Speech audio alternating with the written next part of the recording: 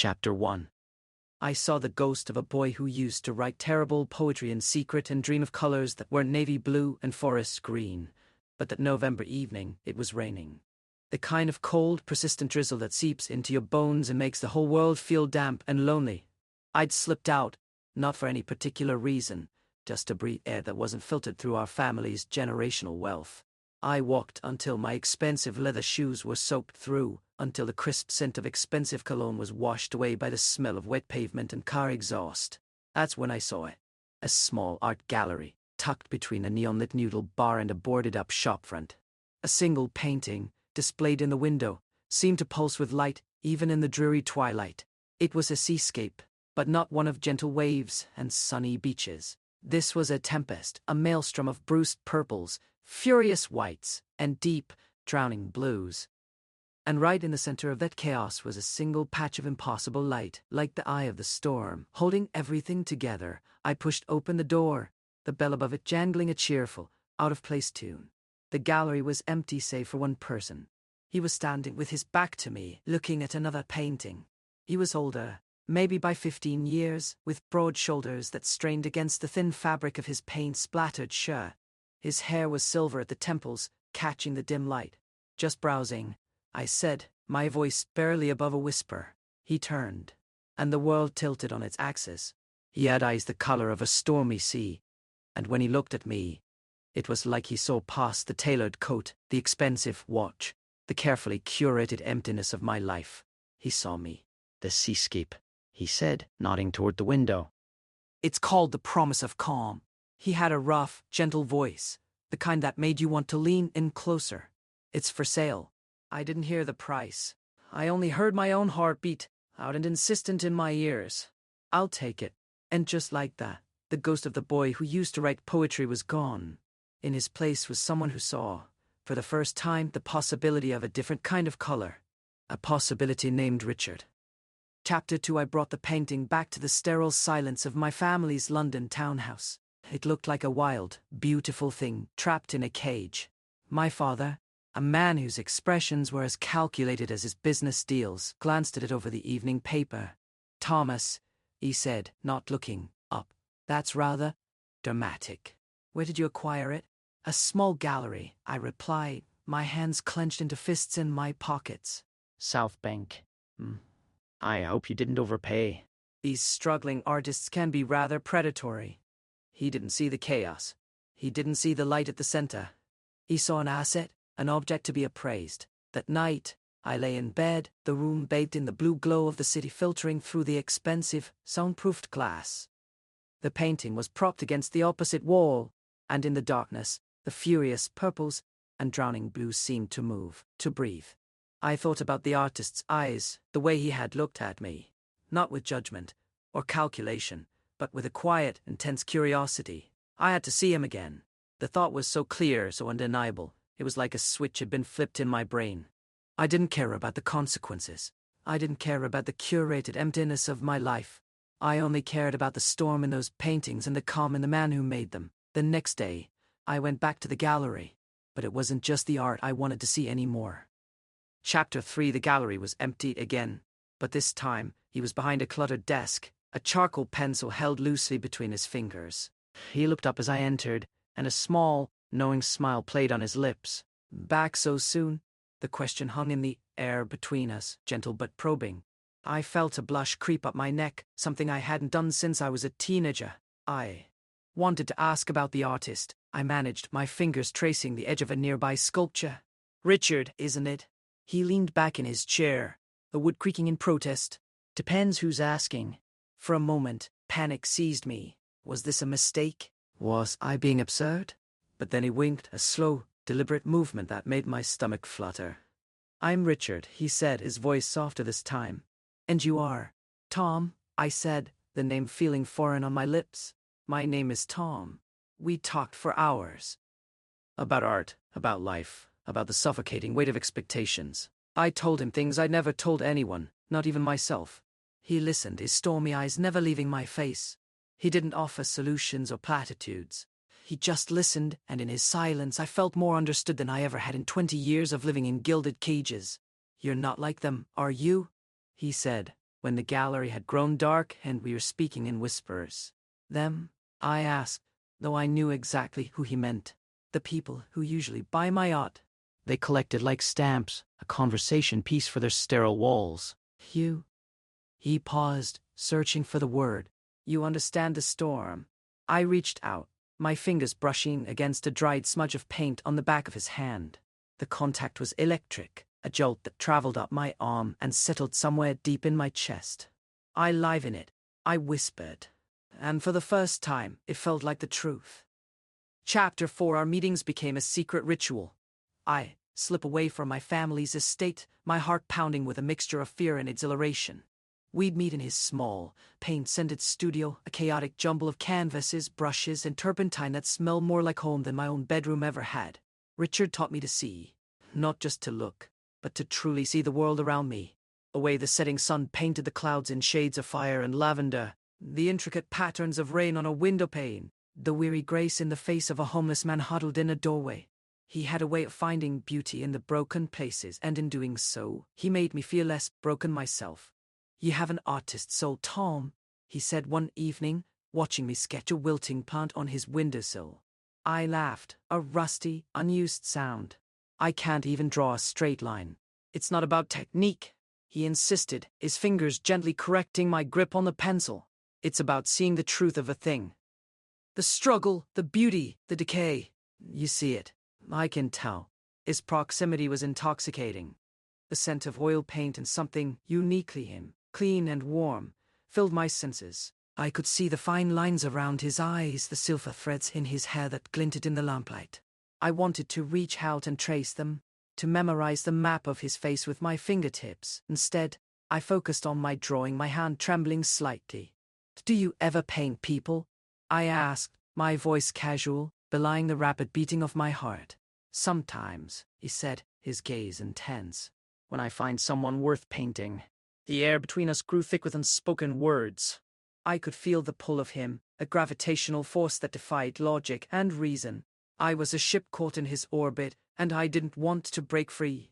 Then my comm unit buzzed. A shrill, insistent sound that shattered the fragile magic of the moment. It was my mother. A family dinner I'd forgotten about. Reality crashed back in, cold and unwelcome. I have to go, I said, the words tasting like ash in my mouth. Richard's expression shuddered, a curtain falling over his stormy eyes. Of course. You have your world to get back to.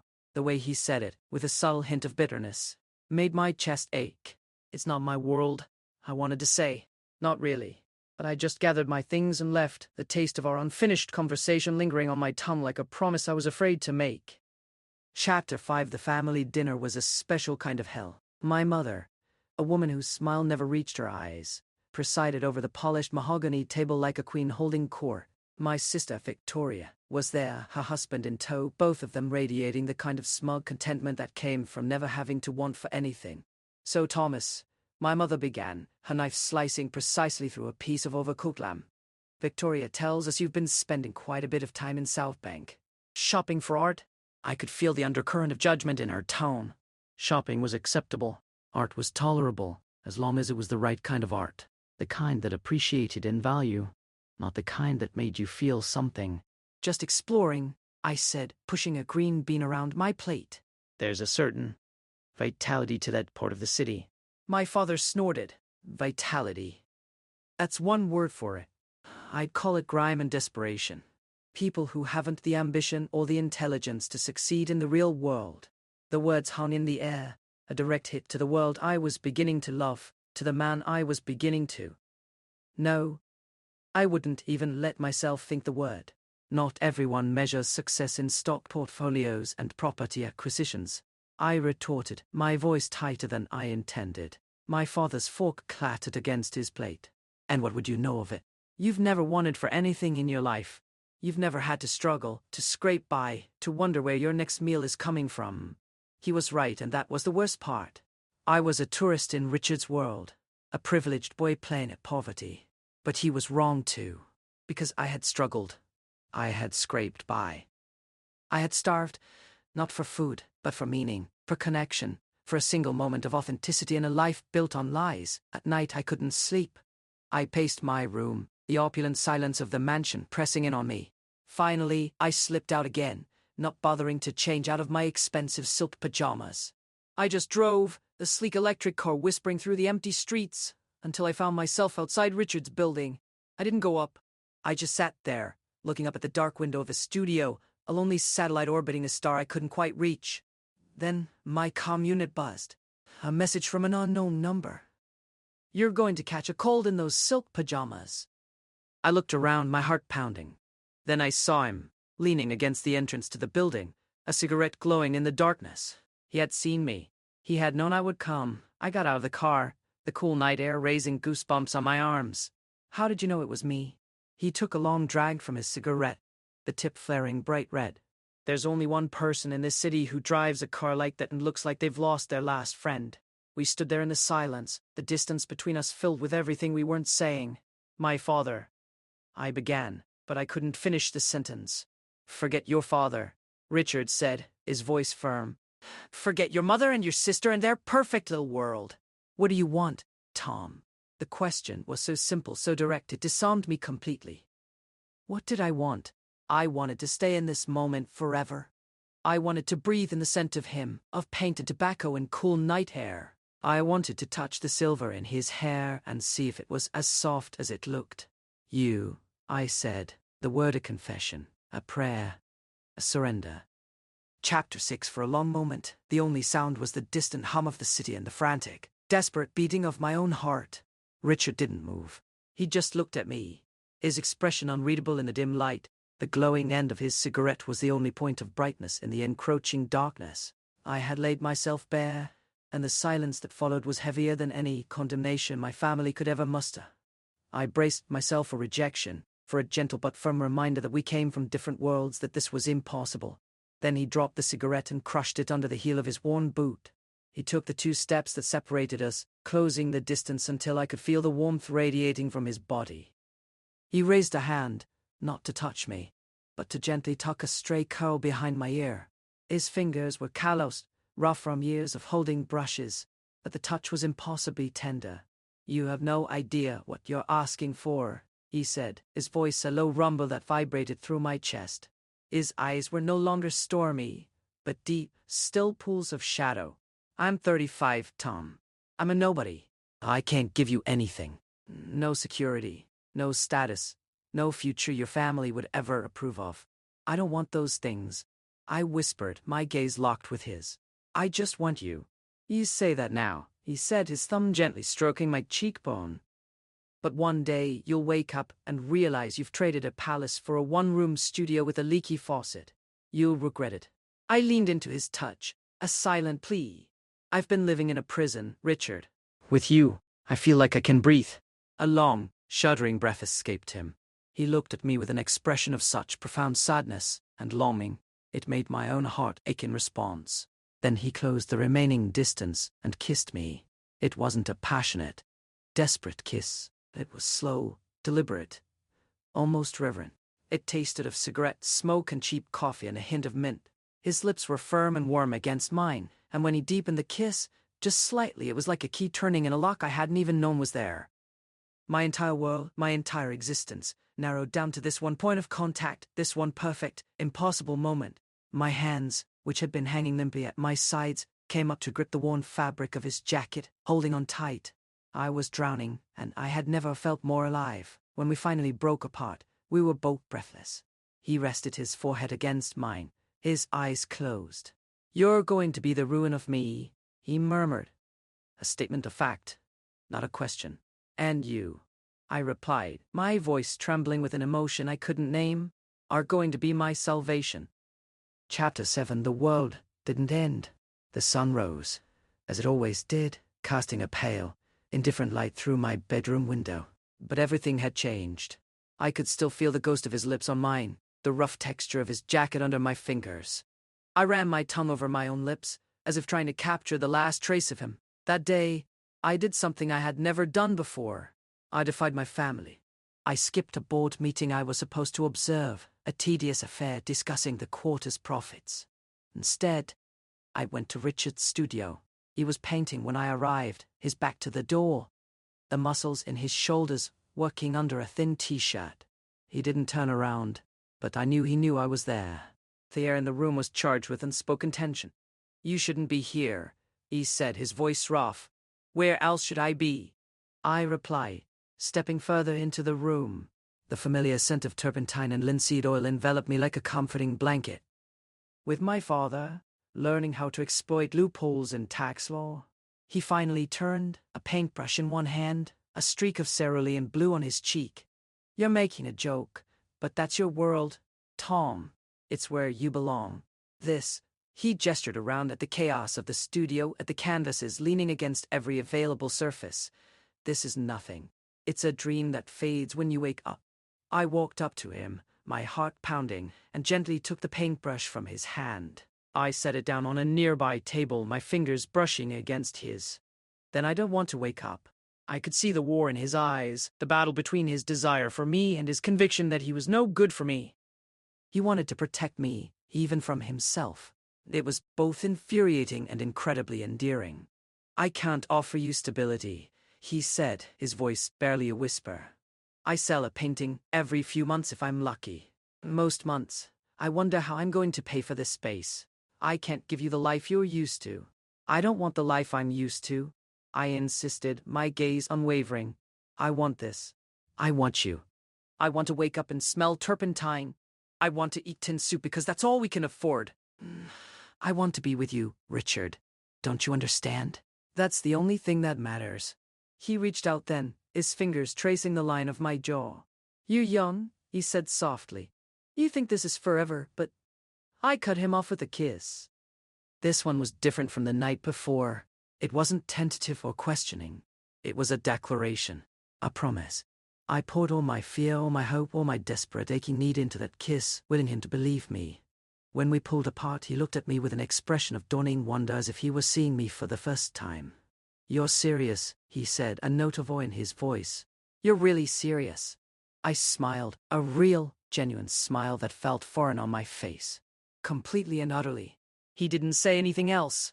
He just pulled me into a hug, burying his face in my hair. I wrapped my arms around his waist, breathing in the scent of him, feeling the steady beat of his heart against my cheek. In that moment I was home. Chapter 8. The days that followed were a stolen season, a bubble of reality we inhabited on the fringes of my life. I became an expert in deceit, a skill I never knew I possessed. Lunch with a potential investor, I'd say, slipping out of the house in a suit, only to change into worn jeans in a public restroom before appearing at Richard's door. Researching postgraduate programs. I'd tell my father. My comm unit's location tracker spoofed to show me in a library, while I was actually lying on a blanket in Regent's Park, my head in Richard's lap, watching the clouds drift by, in that studio surrounded by the vibrant ghosts of his creations. I learned a new language. It was spoken in the shared glance over a takeaway curry, in the comfortable silence as he worked, and I read in the way he'd pause, brush in hand, to watch me, a soft, unreadable expression on his face. I learned the rhythm of his days, the harsh alarm that always seemed to startle him, the strong, bitter coffee he drank black, the way he'd get lost in a painting for hours, forgetting to eat until I reminded him. He taught me how to see the world not as a series of assets and liabilities, but as a canvas of infinite, heartbreaking beauty. One evening, we were sharing a bottle of cheap red wine on the floor of his studio. The city lights blinked on outside, a distant, glittering galaxy. "Tell me about your childhood," he said, swirling the wine in his glass. "The real version, not the one they'd print in a society magazine." So I did.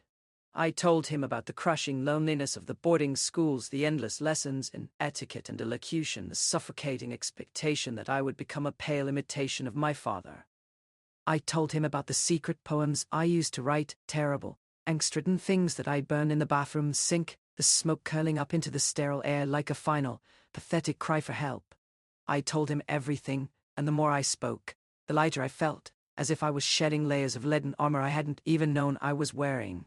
When I was finished, the room was silent. He set his glass down and took my hand, lacing our fingers together. His hand was warm, strong and calloused, a perfect counterpoint to my own smooth, unblemished one. "You're not that boy anymore, Tom," he said, his thumbs stroking my knuckles. "You haven't been for a long time." And I knew he was right. With him, I wasn't the heir to a fortune, the polished product of a blue-blooded lineage. I was just Tom, and for the first time in my life, that was more than enough. Chapter 9. The fragile bubble of our world was bound to burst, and when it did, the explosion was silent and absolute. I was in my father's study, a room that smelled of old leather and authority. He'd called me in to discuss a minor matter, a phrase that always meant the opposite. "We've had a report," he began, steepling his fingers on his vast mahogany desk. He didn't look at me, but at a datapad on the desk in front of him. Unsubstantiated, of course. Troublemakers, malicious gossip. My blood ran cold. I remained silent, my posture rigid. "An associate saw you," he continued, his voice deceptively calm. "In South Bank, emerging from a residential building, with a man, a rather disheveled-looking individual." He finally looked up, and his eyes, the same shade as mine but devoid of any warmth, pinned me to my chair. "Do you have anything to say about this, Thomas?" I could have lied. I could have manufactured a story about visiting a friend, researching the gentrification of the area. But, looking at him, at the smug certainty in his face, I felt a surge of defiant, reckless pride. I thought of Richard's studio, of the smell of paint, of the feel of his hand in mine. I wouldn't hide it. I wouldn't cheapen it with a lie. "His name is Richard," I said, my voice steady, betraying none of the terror clawing at my insides. "He's an artist, and I love him." The words hung in the air, a challenge and a confession. For a split second I saw a flicker of something in my father's eyes. Not anger, not disappointment, but a profound, cold calculation. It was the look he gave a failing company before he dismantled it for parts. "Love," he repeated, the word tasting like poison in his mouth. "A powerful, but ultimately foolish emotion. You are in a store, Thomas. Your name, your blood, your future are not your own to squander on some bohemian fantasy." He stood up and walked to the window, looking out over the manicured grounds of our estate. "This artist, we have a file on him. Richard Cole, 35. No steady employment. Lives in a squalid flat above a noodle bar. A mediocrity, Tom. A footnote." He turned back to face me, his expression hard as granite. "This will end now. You will not see him again. You will not contact him. In fact," he paused, a thin, cruel smile playing on his lips, "we'll be taking care of it for you." A cold dread, sharp and piercing, shot through me. "What do you mean?" His smile widened. "We live in a world of influence, son. A few quiet words, a coincidental visit from the fire marshal, a sudden, dramatic increase in rent. There are 1,000 ways to make a man's life untenable. We'll make sure Mr. Cole understands that associating with you is bad for his health." I was on my feet before I knew it, my fists clenched, my vision blurred with a haze of fury. "You will not touch him," I snarled, my voice shaking with rage. "I swear to God, if you go near him—" "You'll what?" My father retorted, his contempt washing over me in a wave. "Run away with him? Live happily ever after in a garret? Don't be a fool, boy. You have no money of your own, no skills, no concept of the real world. Without us, you are nothing, and he will be less than nothing." I stood there, trembling, the truth of his words a bitter pill. I was trapped, a beautiful, gilded bird in a cage, and my father had just shown me the key he was about to use to lock the door forever. I had to get to Richard. I had to warn him. I turned and fled the study, ignoring my father's cold laughter echoing behind me. I had to run, to fight, to do something, anything. But even as I ran, I knew it was already too late. It had already won. Chapter 10. I broke every traffic law getting to South Bank, the sleek car a weapon as I carved through the city's arteries. My hands were slick on the steering wheel, my breath coming in ragged, painful gasps. I kept seeing my father's face, the thin, cruel smile, hearing the casual, brutal way he described dismantling Richard's life. The fire marshal. The rent. 1,000 ways. Each red light was an eternity, each pedestrian a barrier between me and the disaster I had to prevent. I was still wearing the tailored trousers and silk shirt from my meeting, a costume for a life I was about to irrevocably shatter. I should have felt the sting of betrayal, the fear of losing everything. All I felt was a primal, all-consuming terror for Richard. I found a parking space a block away and ran, my expensive loafers slapping against the wet pavement. The neon sign of the noodle bar flashed, painting the wet street in hues of red and blue. I took the stairs 2 at a time, my heart hammering against my ribs. His door was at the end of the hall, a familiar, scuffed piece of wood. I burst in without knocking. Richard. The studio was empty. A sickening, cold dread washed over me, so potent I almost doubled over. I spun around, my gaze darting from the canvases to the paint-splattered sink. His jacket was gone from the hook by the door. His favorite coffee mug, the one with the chipped rim, was washed and sitting upside down on a drying rack. He was meticulous like that. It was the tidiness that terrified me. It felt like a departure, not a day out. Then I saw it. On the main easel, in the center of the room, was a new painting. Not a seascape, not a cityscape, but a portrait. It was me, asleep on a worn-out sofa, curled up under a thin blanket, the city lights from the window catching in my hair.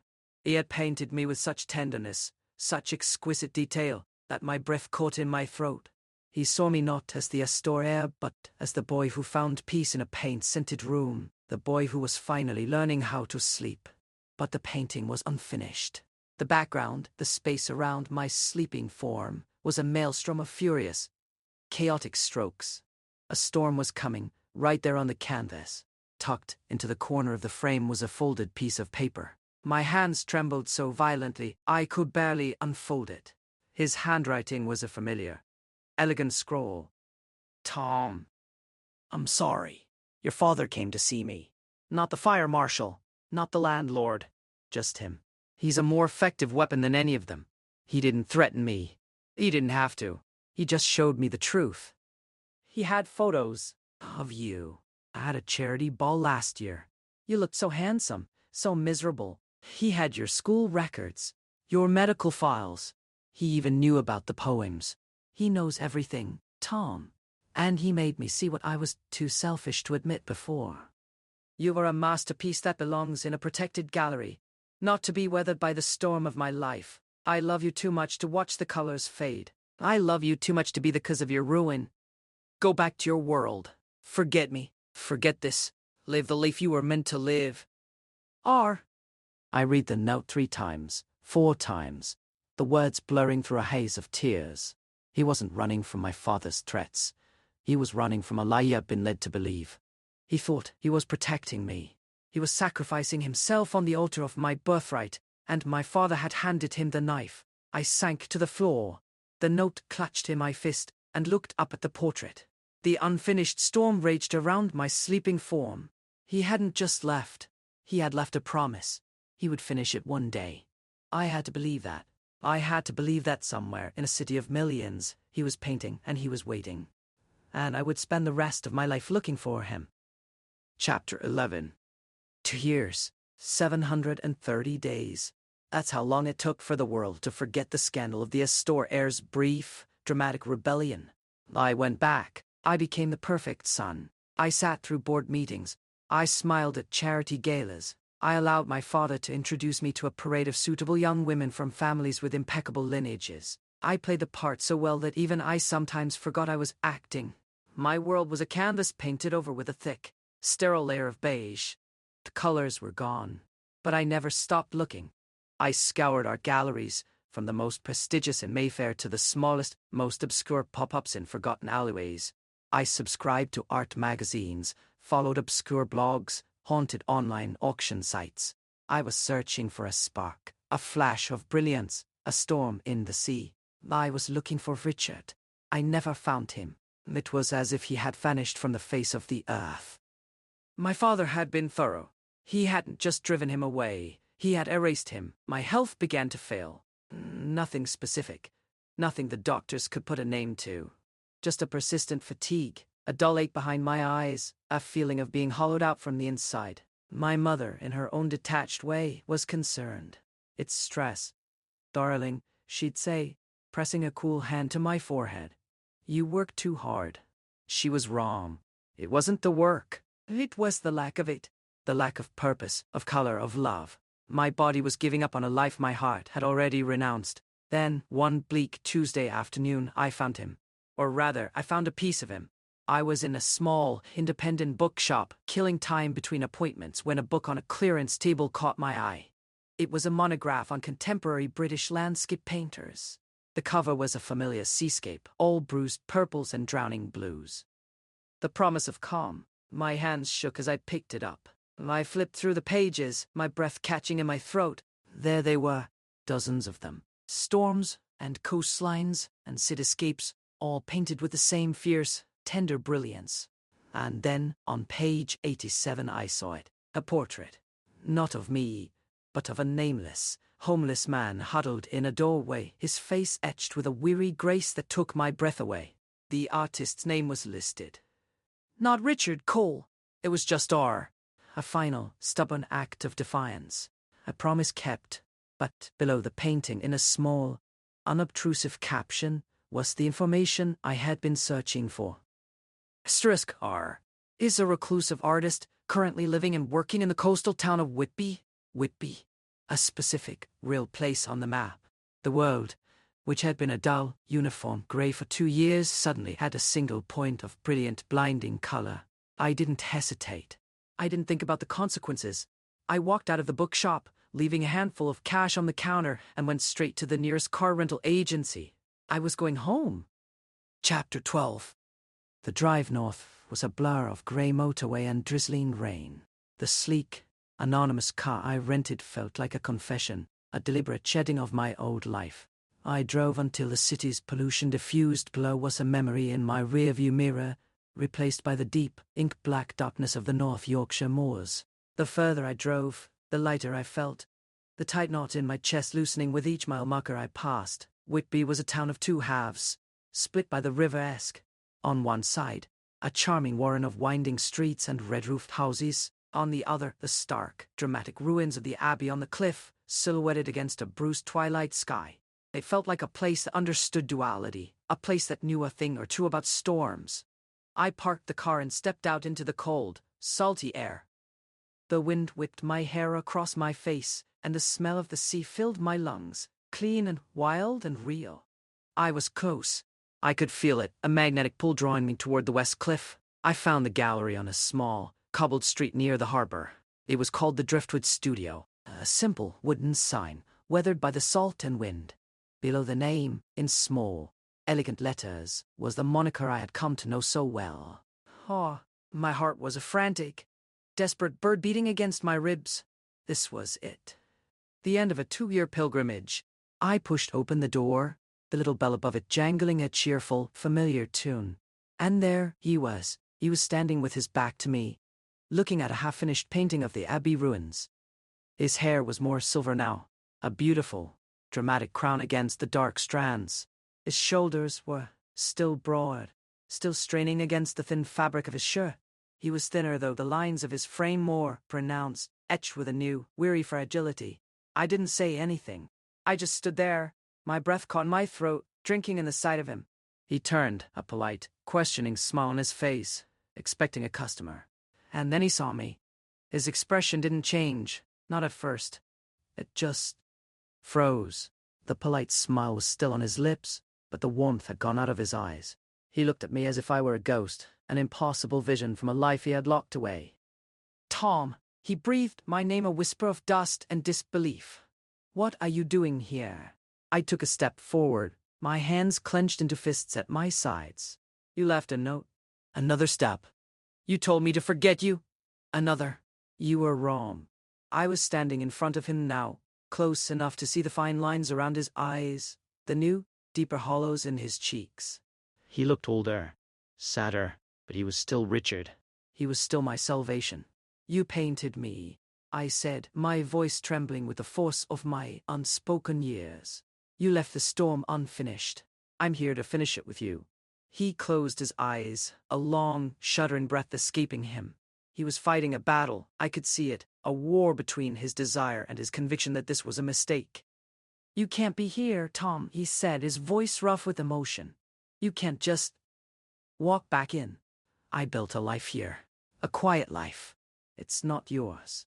I reached out then, my fingers brushing against a dried smudge of ultramarine blue on the back of his hand, just like I had the first time. The contact was still electric, a jolt that traveled up my arm and settled somewhere deep in my chest, a feeling I had been starving for 2 years. It's not my life I want, I whispered. My gaze locked with his. It's you. It's always been you. And this time, when he looked at me, I saw it. The flicker of light in the darkness, the calm at the center of the storm. He believed me. Chapter 13. Reconciliation was not a single event, but a slow, tentative process of unlearning. Unlearning the loneliness, unlearning the silence, unlearning the lie that we were better apart. I found a small, rented room above a fish and chip shop, the smell of salt and vinegar a constant, briny perfume. It was a world away from the Astor mansion, a cramped, damp space with a window that looked out onto the grey, relentless North Sea. It was the most honest place I had ever lived. Richard would come to me in the evenings, after the gallery had closed. He would bring with him the scent of linseed oil and the sea. We would sit on my narrow bed eating fish and chips out of the paper, and we would talk. We talked about the 2 years we had lost, about the hollow spaces we had carved out for ourselves. I told him about the colorless world I had inhabited, the way I had performed the role of the perfect son, my soul slowly withering inside its expensive, tailored cage. He told me about Whitby, about the wild, untamed beauty of the coast that had soothed the ragged edges of his grief. I used to walk on the beach at dawn, he said, his head resting on my shoulder, the silver in his hair glinting in the lamplight. I'd watch the sun come up over the water, and I'd think about you. I'd wonder if you were happy, if you had forgotten me. I tightened my arm around him, pulling him closer. I was never happy, I whispered. And I could never forget you. One night, as a gale raged outside, rattling the window panes, I felt a strange fluttering in my stomach, a deep, resonant hum that seemed to vibrate through my entire being. I put a hand on my abdomen, a frown creasing my brow. "What is it?" Richard asked, his voice soft with concern. "I don't know," I replied, my fingers pressing gently against the strange sensation. "It feels like a tuning fork that's been struck." We didn't think much of it. We attributed it to the cheap fish and chips, or the emotional turmoil of our reunion. But the sensation didn't go away. It became a constant, a low, steady thrum beneath the surface of my skin. A secret music only I could hear. A few weeks later, feeling unusually drained and nauseous, I visited the town's small, understaffed medical clinic. The doctor was a kind, older woman with tired eyes and a gentle manner. She ran a series of tests, her brow furrowed in concentration as she peered at the results on the glowing screen of her datapad. Then she looked up at me, her expression a mixture of awe and profound concern. "Mr. Astor," she said, her voice barely a whisper. "This is extraordinary. These readings are off the charts. Have you been feeling any unusual activity in your abdominal region?" I just nodded, my heart starting to pound with a slow, dawning dread. A fluttering, a hum. She took a deep breath, her gaze unwavering. "Mr. Astor, there is no easy way to say this. You are pregnant." The words hung in the sterile silence of the clinic, a biological impossibility, a scientific anomaly. I was a man, a young, healthy man, but the evidence on the screen was undeniable, a constellation of data points that spelled out a truth I couldn't comprehend. I was pregnant with Richard's child. Our reunion, our stolen happiness, had created a new life, a miracle that was also a ticking time bomb. And a world that still wasn't ready for us. We had just created the most scandalous secret imaginable. Chapter 14. The word pregnant echoed in the sterile silence of the clinic, a foreign syllable that had no right being attached to my body. I sat there, frozen, my mind struggling to grasp the concept. The Dr. Evans was talking again, her voice a low, steady hum of medical jargon, cautious warnings, but I heard only the roaring of the sea in my ears. A child, a new life, a secret so profound it felt like a betrayal of the very laws of nature. "This is the result of the new biotech, of course," Dr. Evans was saying, her fingers tapping nervously on her data pad. "The male gestation program. It was never intended for widespread use. The genetic markers are incredibly rare. You are a medical miracle, Mr. Astor. But you are also a walking public controversy." She was right. I could already see the headlines. "The Astor heirs unnatural offspring. The scandal of the century. My father's face flashed in my mind, a mask of cold, calculating fury. He wouldn't just see this as a disgrace. He would see it as a threat to the family name, to the purity of the bloodline, to the dynasty. I left the clinic in a daze, the crisp sea air doing little to clear the fog in my head. I didn't go back to my rented room. I found myself walking toward the gallery, my feet moving on their own accord. The bell above the door jangled, a sound that had once signaled possibility, now only heralded impossibility. Richard was arranging a display of small, seashell sculptures. He looked up, a welcoming smile on his face, but it faltered when he saw mine. The color must have drained from my face, leaving me as pale and hollow as I felt. "Tom, what is it?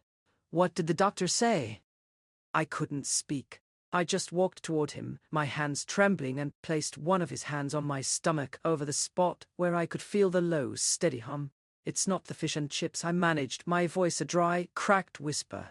He looked at me, his brow furrowed in confusion, and then, slowly, dawningly, he understood. His expression shifted from confusion to disbelief, and then to a kind of stark, terrified wonder. His eyes, the color of a stormy sea, widened as the full weight of the situation crashed down on him. He didn't pull away. Instead, he kept his hand there, a warm, steady pressure against the impossible life growing inside me. A child, he breathed the word of prayer and a curse. Our child. And in that moment, standing in the quiet, salt-scented gallery, surrounded by the ghosts of his art, we were no longer just two men in love. We were a family. A secret, scandalous, impossible family. And the world, our families, the very fabric of society, would not rest until it had torn us apart. Chapter 15. We made a pact, a silent, unspoken agreement sealed in the dim light of my rented room, with the scent of the sea our only witness. We would protect this. Whatever the cost, whatever the sacrifice, we would protect the small, humming life inside me.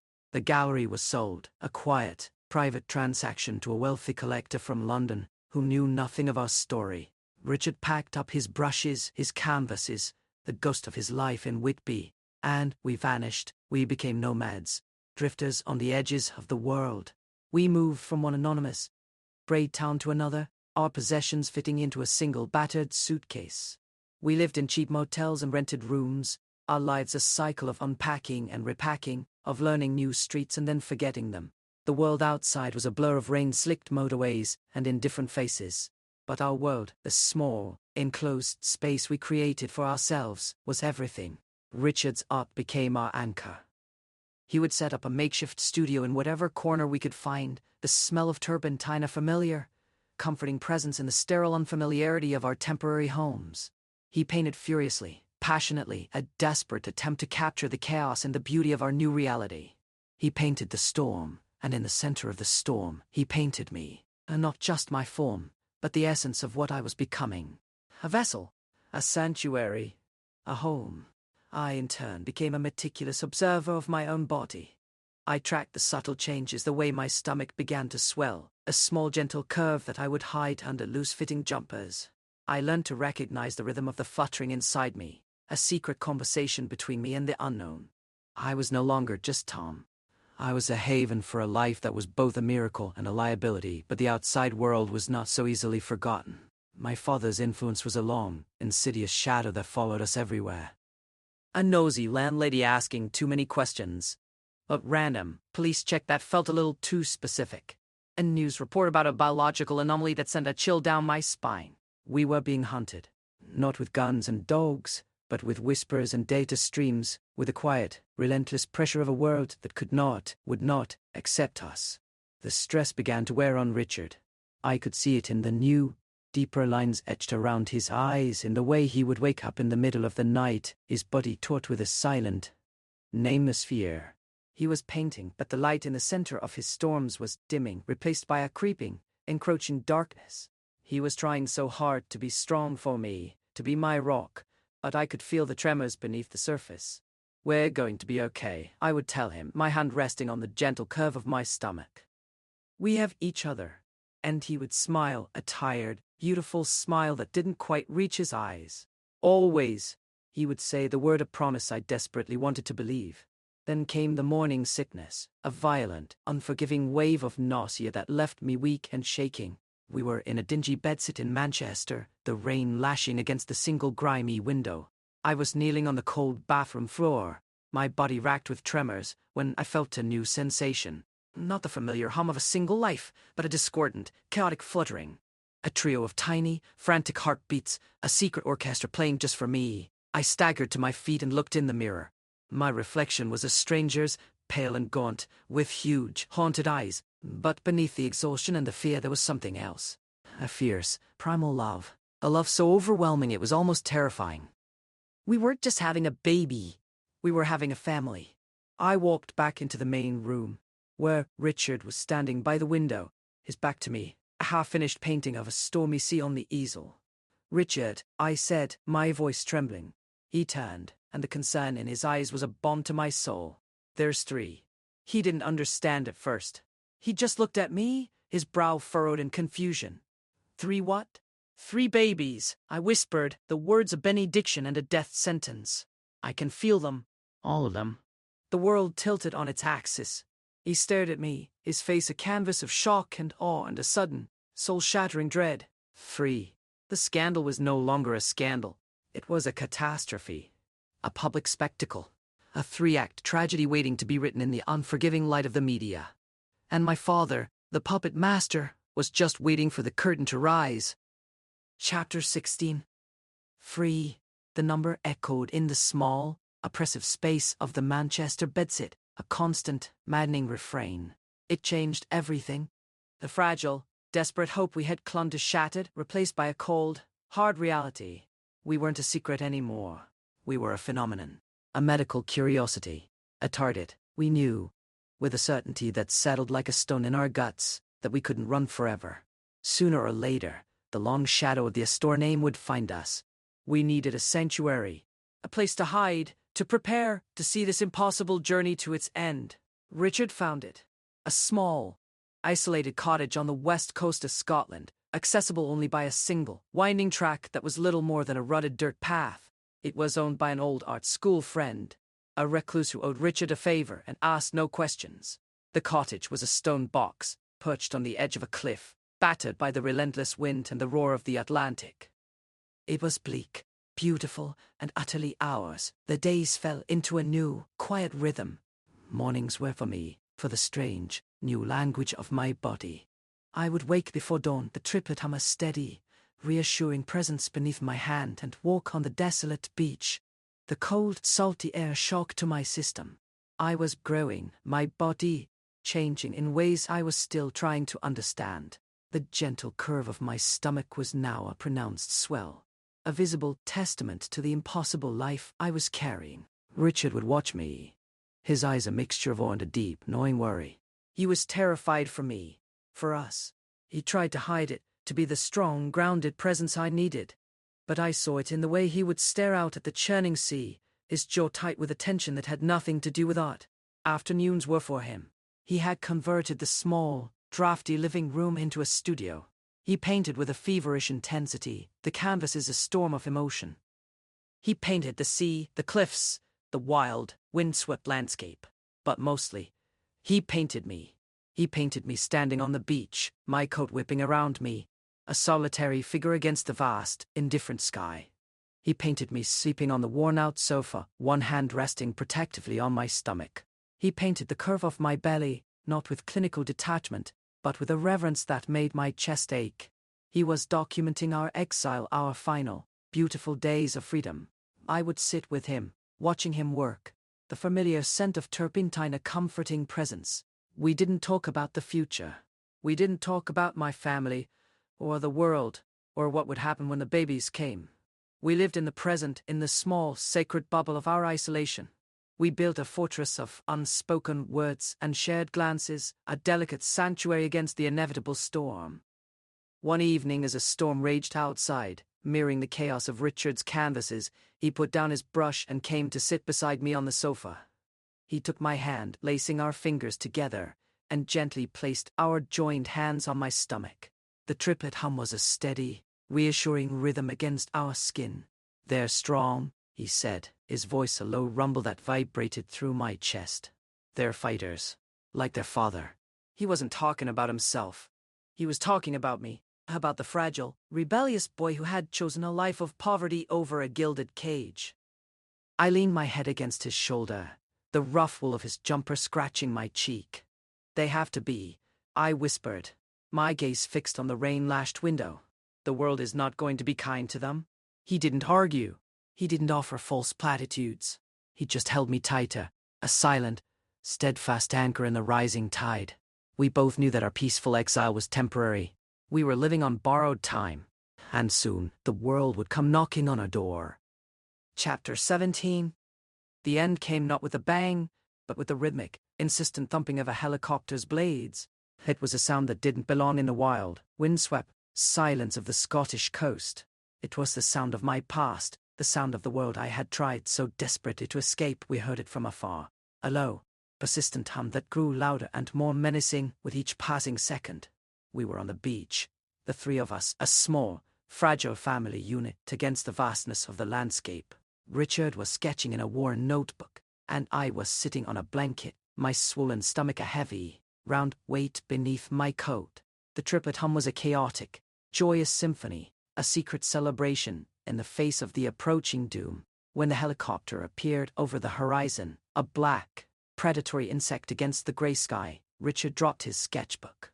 He was on his feet in an instant, his body a tense, protective shield in front of mine. "It's over," he said, his voice flat, devoid of emotion. "They found us." I wasn't surprised. A part of me had been expecting this, had been waiting for the other shoe to drop. The Astor influence was a powerful, pervasive force. It was only a matter of time. The helicopter landed in a nearby field, a whirlwind of dust and noise. 2 men in dark suits got out, their faces grim, their movements efficient and impersonal. They were not here to talk.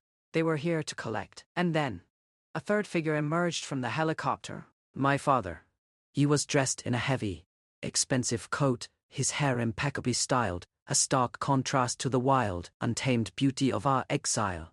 He looked around at the cottage, at the sea, at the desolate landscape, his expression one of distaste, as if he were inspecting a piece of faulty merchandise.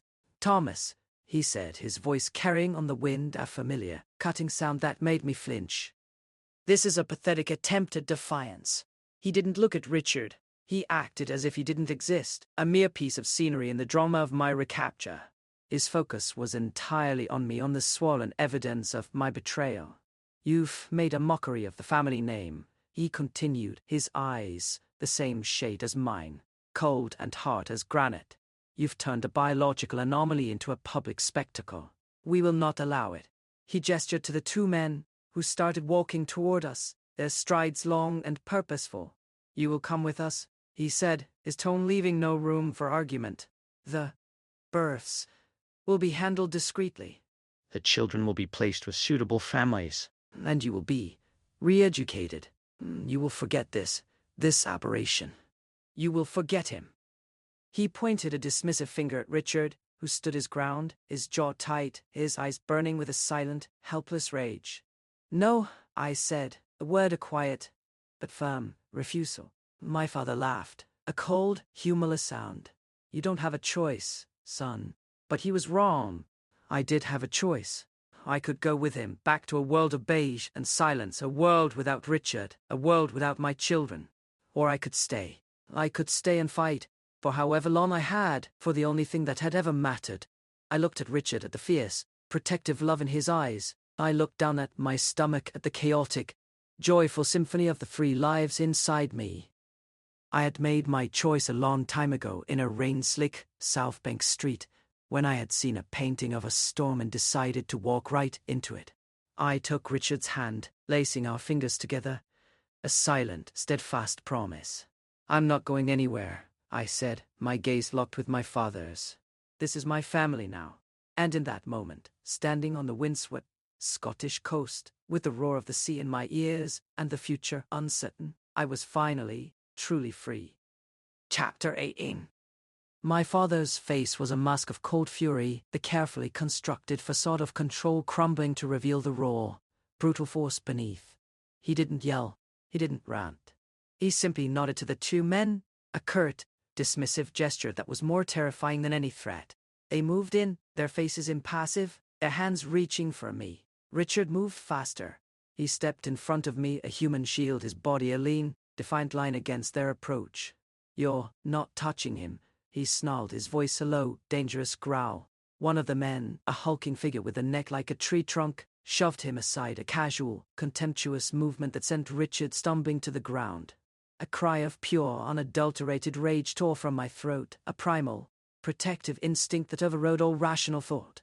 I lunged forward, my hands clenched into fists, a desperate, reckless attempt to defend him, to defend us. The other man caught me, his grip like a vise around my arm. The world tilted, a dizzying, nauseating wave of vertigo. I felt a sharp, piercing pain in my lower abdomen, a sudden, sickening wrench that stole my breath. The triplet hum, my constant companion for months, faltered. A discordant, jarring silence fell, a void where there should have been life. "Tom!" Richard's voice was a raw, desperate cry. He scrambled to his feet, his face pale with terror. "What's wrong? What's happening?" I couldn't answer. I could only clutch my stomach, a cold, creeping dread spreading through me. The man holding me loosened his grip, a flicker of uncertainty in his eyes. My father, however, remained unmoved, his expression one of cold, clinical observation. "It's a stress reaction," he said, his voice devoid of any concern. "The body is rejecting the normality. Get into the medical facility, now." The medical facility. I knew what that meant. It wasn't a hospital. It was a laboratory, a sterile, white room where I would be dissected, studied, and ultimately emptied. A prison where my children would be taken from me before they even had a chance to breathe. They started to drag me toward the helicopter, my body a limp, useless weight.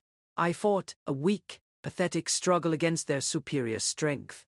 Richard was trying to get to me, his face a mask of anguish, but the other man was holding him back, a firm, restraining grip on his shoulder. "Richard!" I cried out, my voice a ragged, desperate sob. "Richard, please!" And then, a miracle. A small, battered Land Rover, its engine screaming in protest, came careening down the dirt track, skidding to a halt in a cloud of dust. The door flew open, and a woman got out. She was small and wiry, with a mass of untamed grey hair and a pair of fierce, intelligent eyes. It was Richard's friend, the recluse who owned the cottage. "Get away from him, you bastards!" she yelled, her voice a surprisingly powerful roar that cut through the chaos. She was holding a shotgun, and she was pointing it directly at my father. The two men froze, their hands halfway to their concealed weapons.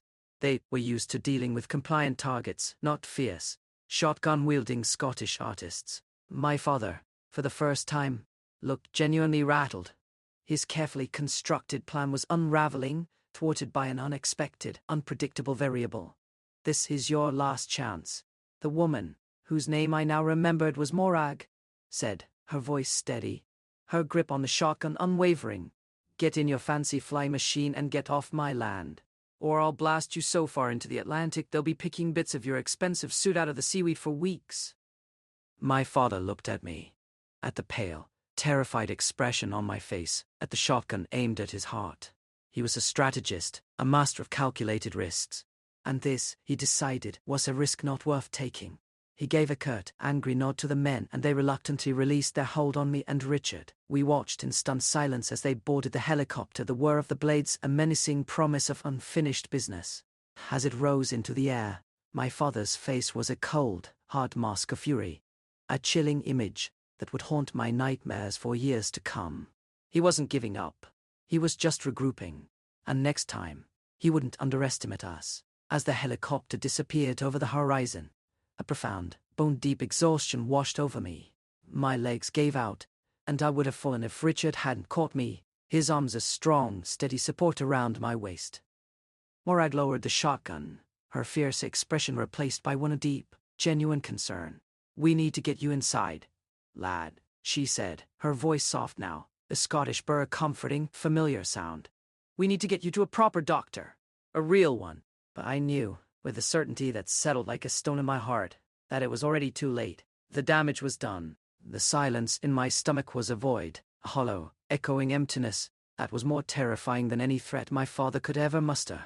I had made my choice. I had chosen my family. And now I was paying the price. Chapter 19. The ride in Morag's Land Rover was a jarring, painful journey over rutted tracks, each bump a fresh agony in my abdomen. The silence in the car was a heavy, suffocating blanket, broken only by my ragged, shallow breaths and the low, anxious murmur of Richard's voice, a constant stream of reassurances I didn't believe. It's going to be okay, Tom. Just hold on. We're going to a hospital, a real one. They'll fix it. They'll fix everything. But he was wrong. I could feel it. The quiet, joyful symphony of the triplets had been replaced by a single, faint, faltering heartbeat. A soloist in a silent hall, playing a final, heartbreaking lament. I closed my eyes, focusing on that fragile, fading rhythm, a desperate attempt to hold on, to anchor the drifting soul of my child. The hospital was a small, understaffed facility in a nearby town, a world away from the gleaming, private clinics of my past. The air smelled of disinfectant and despair, a sterile, cloying scent that clung to the back of my throat. The doctor, a young, overworked woman with dark circles under her eyes, looked at me with a mixture of pity and professional detachment. She ran a series of tests, her movements efficient, her face a careful, neutral mask. Richard stood by my side, his hand a constant, warm pressure on mine, his presence a bulwark against the encroaching darkness. Morag paced outside the cubicle, a fierce, protective lioness guarding her cub. Finally, the doctor came back, her datapad in her hand. She didn't look at me, but at the screen, her expression grim. "Mr. Astor," she began, her voice gentle but firm. "There's no easy way to say this. The trauma, it was too much. We've lost 2 of the heartbeats." The words hit me like a physical blow. A sharp, piercing pain that stole my breath. 2 of my children. Gone. Just like that. A wave of nausea washed over me. A cold, sickening tide of grief and guilt. If I had just gone with my father, if I hadn't fought back, if I had been weaker, less defiant, they might still be alive. Richard let out a choked, sobbing breath, a raw, wounded sound that tore at my soul. He collapsed into the chair beside my bed, his head in his hands, his body shaking with silent, racking sobs. I wanted to comfort him, to tell him it wasn't his fault, but the words were stuck in my throat, a lump of unshed tears and unspoken grief. The third, the doctor continued, her voice soft with compassion. The third is weak. The vital signs are erratic. We're doing everything we can, but, Mr. Astor, you need to be prepared. Prepared. For what? For the silence? For the void? For the hollow, echoing emptiness where a life should have been? I looked at Richard, at the raw, devastated grief on his face, and I knew I had to be strong. For him. For the one. For the fragile, flickering flame of our last hope. What do we need to do? I asked, my voice a dry, cracked whisper. What can we do? The doctor looked at me then, a flicker of admiration in her tired eyes. We need to stabilize you. We need to reduce the stress. We need to create a sanctuary, a place where this child can grow, can heal. It's a long shot, Mr. Astor. A very long shot, but it's not impossible. A sanctuary. We had tried to create one. A fragile haven on a windswept cliff. But the world had found us. The storm had broken through our defenses. Now we had to build a new one. A stronger, more resilient fortress, not against the wind and the rain, but against the relentless, insidious pressure of a world that wanted us to disappear. I looked at Richard, at the broken, defeated slump of his shoulders. I reached out and took his hand, my grip tight, a silent, steadfast promise. We'll do it, I said, my voice stronger now, infused with a fierce, maternal resolve. We'll do whatever it takes. We had lost 2 of our children, a grief so profound it felt like a physical wound, a part of my soul torn away, but we still had one. A single, fragile life, a miracle, and we would move heaven and earth to protect it. Chapter 20. The sanctuary they built for me was a sterile, white room in a private research hospital, a place so far off the grid it didn't officially exist. It was funded by a discreet, anonymous benefactor, Morag. I suspected, calling in favors from a network of artists and rebels who owed Richard a debt of gratitude. The room was a paradox, a prison and a haven. The windows were polarized, showing a perpetually gray, unchanging sky, a carefully controlled environment designed to shield me from any emotional triggers. There were no newspapers, no datapads, no contact with the outside world. The only link to the life I had left was Richard. They allowed him to stay, a quiet, watchful presence in the corner of my room. He had a small, portable easel, and he would paint, not the wild, stormy landscapes of our exile, but quiet, serene studies of light and shadow. He was painting for the baby, for the fragile, flickering life inside me, creating a world of calm and beauty for our child to grow into. He would sit by my bed for hours, his hand resting on my stomach. A warm, steady pressure, a silent communication between father and child. He would read to me, his voice a low, soothing rumble, the words of familiar comfort in the sterile silence. He was my anchor, my rock, the one constant in a world of medical jargon and beeping monitors. I became a vessel, a sacred, fragile container for our last hope. My days were a blur of checkups and scans, of doctors with kind but concerned faces, and nurses who spoke to me in hushed, gentle tones. The focus was entirely on the baby, on the single, stubborn heartbeat that was the center of our universe.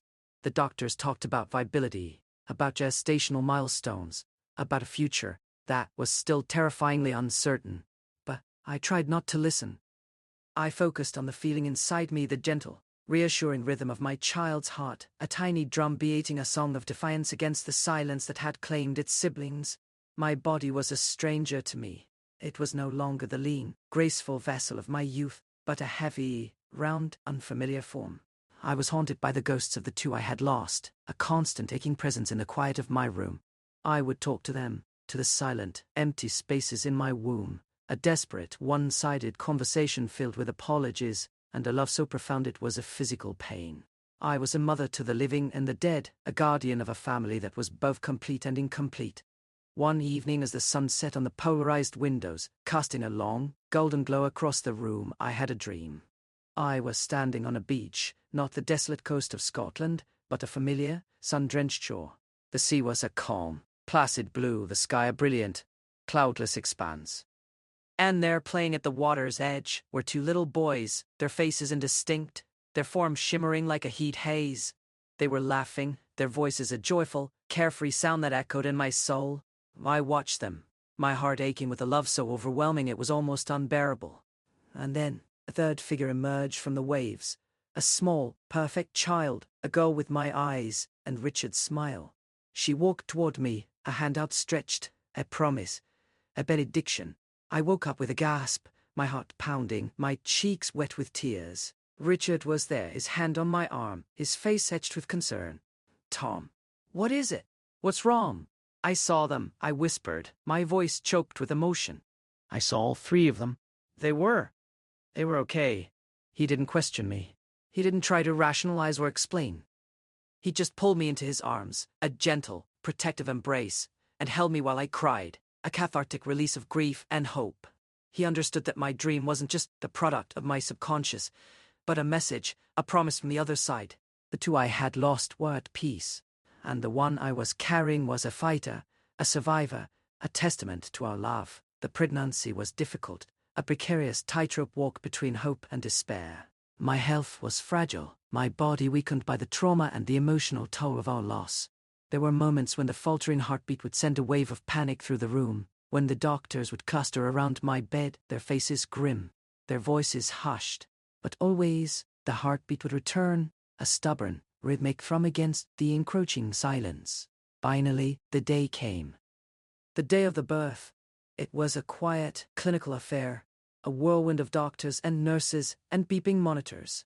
I was scared, a deep, primal fear of the unknown, of the fragility of the life I was about to bring into the world. Richard was there, his hand a constant, steady pressure in mine, his eyes a fierce, unwavering beacon of love and support. And then a cry. A small, perfect, furious sound that filled the sterile silence of the room. A girl. Our daughter. She was tiny, a fragile, wriggling bundle with a shock of dark hair and a pair of fierce, intelligent eyes. She was a miracle, a survivor, a living, breathing testament to our love and our loss. As they placed her in my arms, a wave of overwhelming, all-consuming love washed over me, a love so fierce and so profound it was almost terrifying. I looked at Richard, at the tears streaming down his face, at the pure, unadulterated joy in his eyes. We had done it. We had created a life, a family. And in that moment, all the pain, all the fear, all the grief melted away, replaced by a single shining, undeniable truth. We were her parents, and we would protect her, no matter the cost. Chapter 21.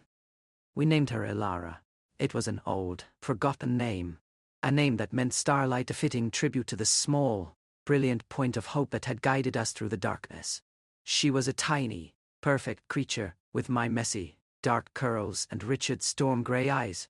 She was a living, breathing paradox, a symbol of our greatest love and our deepest loss, a constant, tangible reminder of the two who would never be. A hospital, our sterile sanctuary, became our world. We were confined there, a small, isolated family unit under the constant, watchful gaze of doctors and nurses. They said it was for her safety, for the fragile health of a child born from such a traumatic pregnancy. But I knew it was also for ours. The world outside was still a hostile, unforgiving place, a place that wouldn't understand our little miracle, a place that would seek to dissect and define her, to turn her into a headline, a scandal, a medical curiosity. The store influence was a long, insidious shadow that still lingered, a reminder that we were never truly safe. Richard was a natural father, a quiet, steadfast presence who seemed to instinctively understand her every need. He would hold her for hours, his large, callous artist's hand surprisingly gentle as he cradled her small, fragile form. He would sing to her, not lullabies, but old, melancholic folk songs, his low, rumbling voice a soothing balm in the quiet of the room. I would watch them, a fierce, protective ache in my chest, my heart swelling with a love so overwhelming it was almost painful. I was a mother, a role I had never expected to play, a role I was still learning, still fumbling through the dark. The grief for the two I had lost was a constant, aching presence, a phantom limb that throbbed with a dull, persistent pain. I would look at Ilara, at the perfect, beautiful life we had created, and feel a surge of guilt, a feeling that I was betraying the memory of her siblings. Richard would see the shadow of my grief, the flicker of sadness in my eyes, and he would take my hand, a silent, steadying gesture. He understood. He shared my grief, a shared wound that bound us together, a love forged in the crucible of loss. We lived in a bubble, a fragile, beautiful illusion of safety. We would talk about the future, a hushed, hesitant conversation filled with what-ifs and maybes. We would imagine a life beyond the sterile white walls, a small cottage by the sea, a garden, a place where Ilara could run free, a place where we could be a family, without fear, without hiding. But it was a dream, a fragile, fleeting hope that was always tempered by the reality of our situation. We were prisoners of our love, and our daughter was our beautiful, impossible jailer. The months passed in a blur of sleepless nights and quiet, precious moments. Ilara grew, her personality blossoming like a rare, exotic flower in our sterile hothouse. She was a curious, intelligent child, with a fierce, independent spirit and a mischievous smile that was pure Richard. She was our world, the center of our universe, the reason we kept going, the reason we held on to the fragile, flickering flame of hope. But the world was not so easily forgotten. My father was out there, a patient, calculating predator waiting for the right moment to strike. And one day, the bubble burst. It was not a dramatic, violent event, but the quiet, insidious change. A new doctor, a young man with a cold, clinical demeanor, and the familiar, expensive watch. A new nurse who asked too many questions, her eyes a little too sharp, a little too observant. A feeling of being watched, a sense of unease that settled over the room like a shroud. I knew, with a certainty that chilled me to the bone, that he had found us. The long shadow of the Astor name had finally penetrated our sanctuary. The hunt was over, and the real battle was about to begin. Chapter 22. It began with a single, innocuous-looking datapad left on my bedside table. A new one, sleek and modern, a replacement for the simple offline device I used to read from. A gift. The new doctor, Dr. Alistair Finch.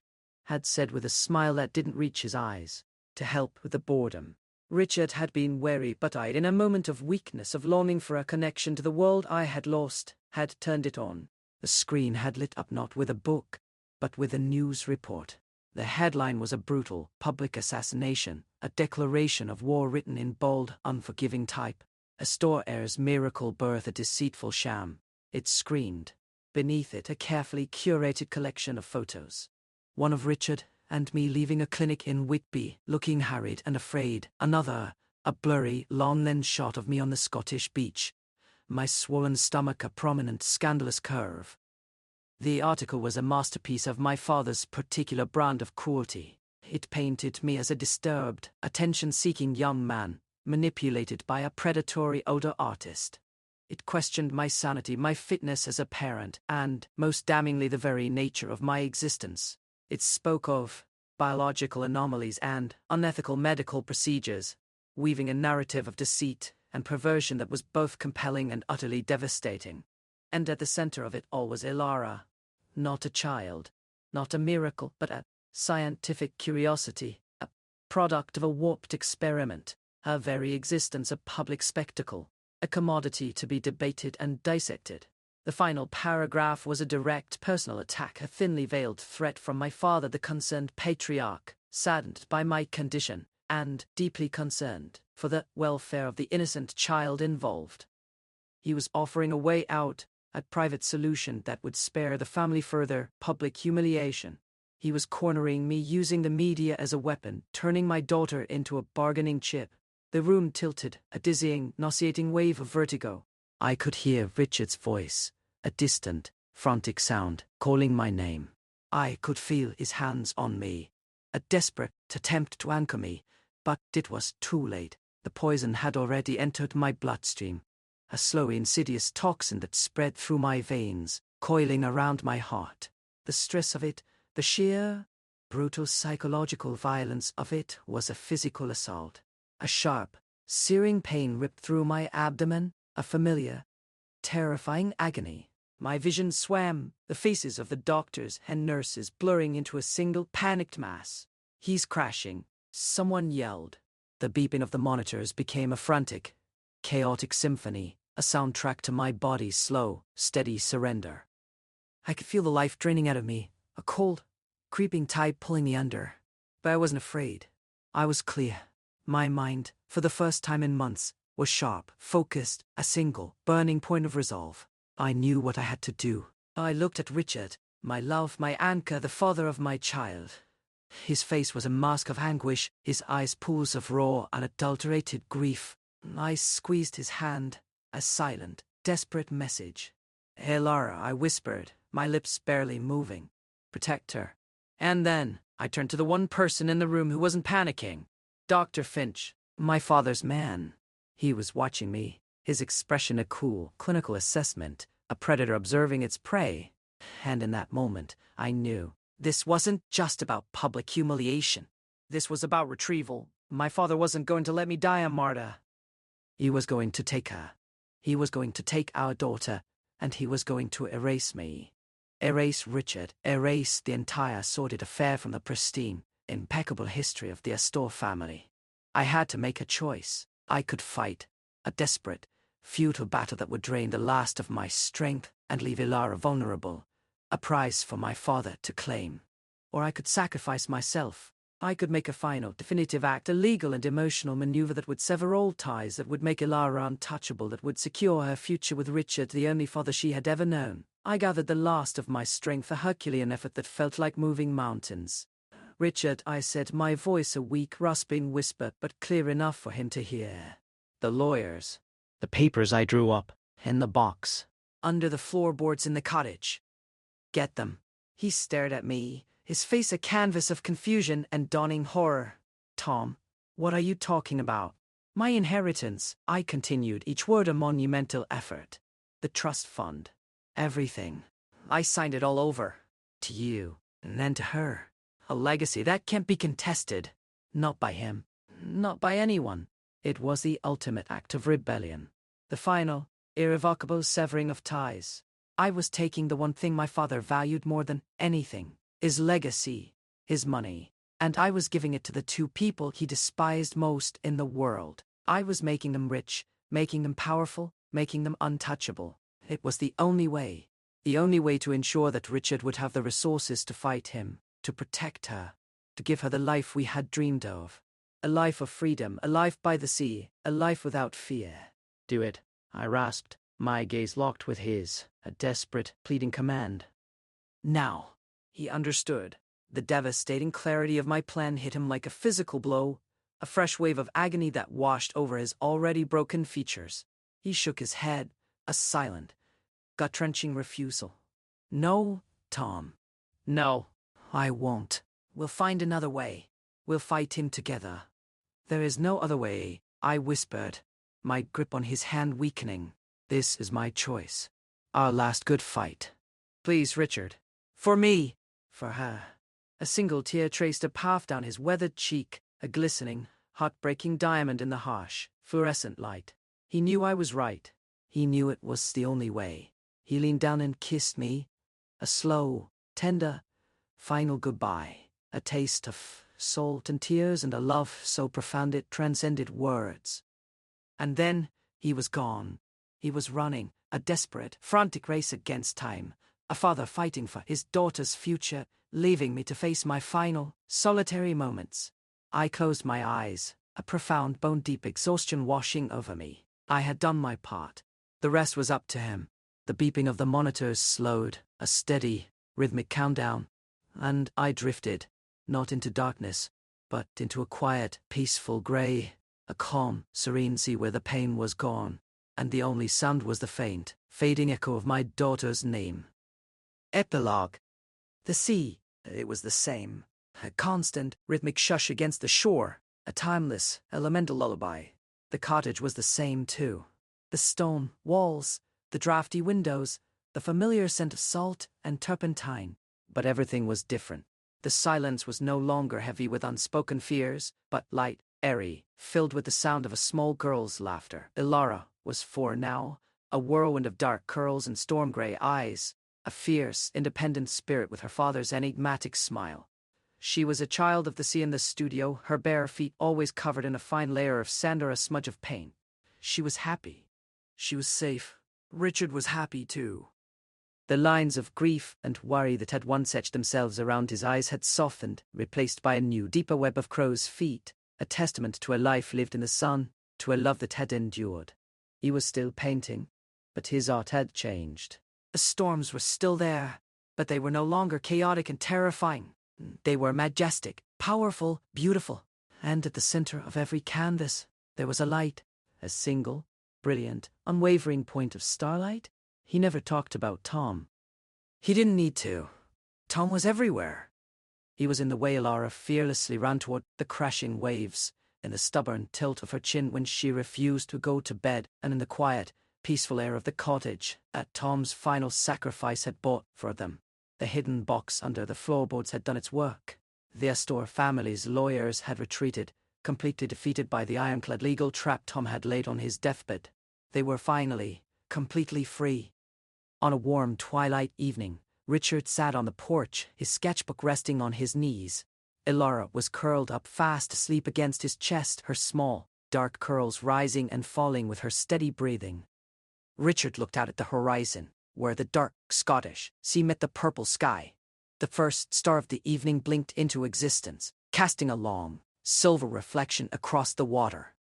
Slowly, Richard reached into his pocket and pulled out a small, worn silver ring, the only thing he had kept from their chaotic days in London. He didn't wear it on his finger. Instead, it hung from a sturdy leather cord around his neck, resting right against his heart. He looked down at his sleeping daughter, then back at the brilliant star above the ocean. For the first time in 5 years, a soft, triumphant smile touched his lips. "We made it, Tommy," Richard whispered into the cool sea breeze, his voice steady and full of peace. "She's safe. We are home." The ocean answered with its constant, rhythmic lullaby, carrying his words out into the infinite. Starlit dark. The end.